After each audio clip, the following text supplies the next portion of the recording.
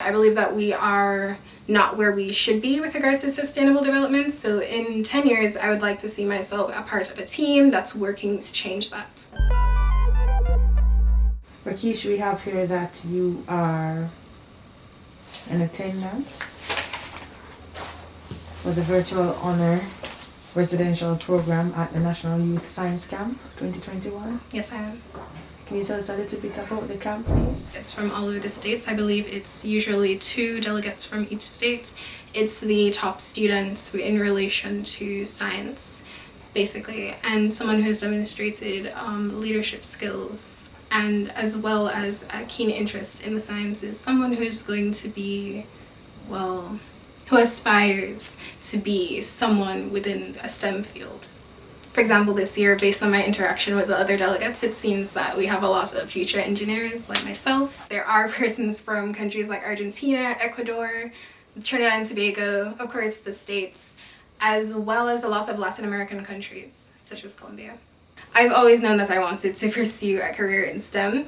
At first I thought that was going to be medicine, but as time progressed and I began to develop more of a love for mathematics and the sciences, as well as technical drawing, when I started Ardenne, actually, I started interacting with students who were doing technical drawing, and from there I started developing a love for drawing, basically engineering drawing, and I began to look more into the field, YouTube videos and so on, just really researching it, and I realized that I'd much rather become an engineer than become a doctor. I could see where I could give back more with regards to developing Jamaica as an engineer versus as a doctor.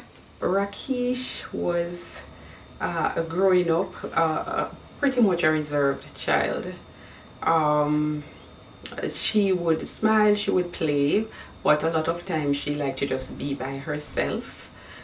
She always had an interest in science, so I would take them to the bookstore on Saturdays.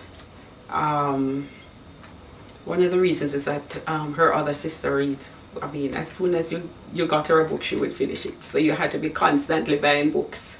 Whenever I took them to the bookstore, even from when they were small, her sister Rashawn, she would want like a Enid Blyton when she was very small, and a Hardy Boys. Later she wanted history books and high-level literature books and those types of books. But always Raquiesh wanted science books.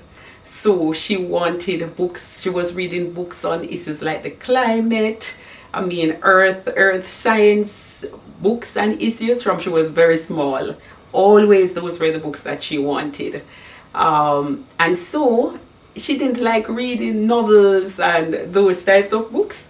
And in order to get her to read them, what I would do is, like on a Sunday when I'm cooking, I'd have her come in the kitchen, literally select a book for her, let her open that book and read it aloud while I cook, because she just wanted to read science, and I felt that no, she needed to read other types of books. So her journey has been one of science. She started subscribing to NASA when she was about 8. The newsletter. We're about 8? About 8 or 7, what grade? I don't remember exactly when. But they were pretty early. So she has always known that she wanted to do science. And then, but she was never able to say what area, because she loved science so much and she just loved every area.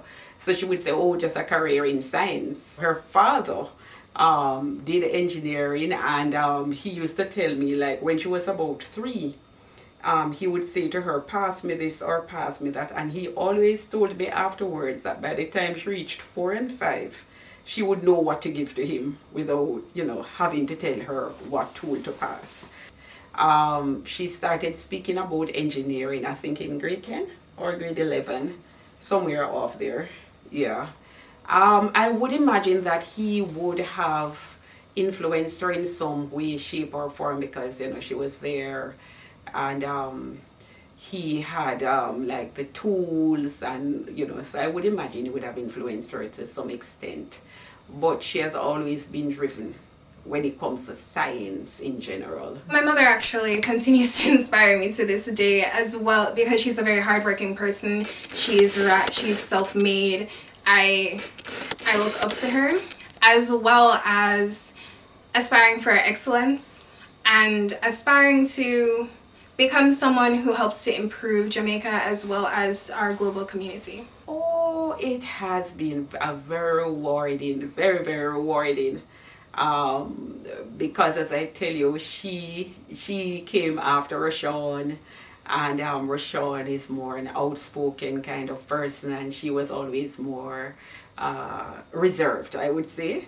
So to just see her grow and become, it is very rewarding. But Raquiesh, she has always been very organized, so you don't have to tell her what to do.